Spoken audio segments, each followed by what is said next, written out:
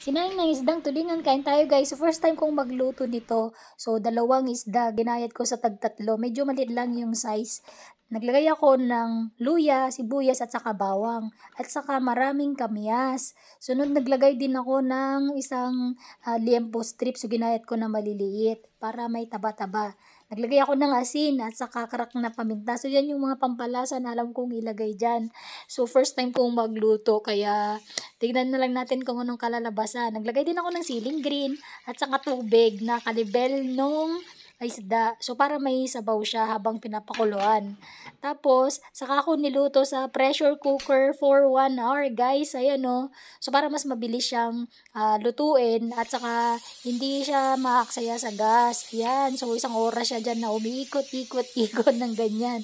So, nung kumulo na mga isang oras, ganyan yung isang paraan para matanggal yung pressure sa loob. Pwedeng buhatin yung kanyang pinaka-cone para lumabas yung pressure or lagyan mo ng kutsara. Ayan guys. So para mas mabilis siyang matanggal yung pressure niya sa loob. Hindi kasi yan mabubuksan hanggat naka-pressurize yung kaldero. Ayan guys.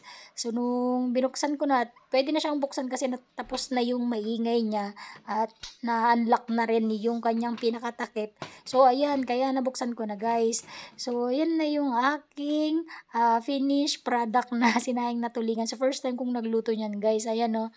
Tignan nyo. So mukha bang sinayang na isdang tulingan. Masarap naman guys kasi kahit yung kanyang tinig ay napakalambot dahil sa na pressure cooker siya. Kain tayo guys. Yummy to. Salamat sa panonood lagi na aking mga video. At tapusin sana ito lagi hanggang sa dulo. Bye!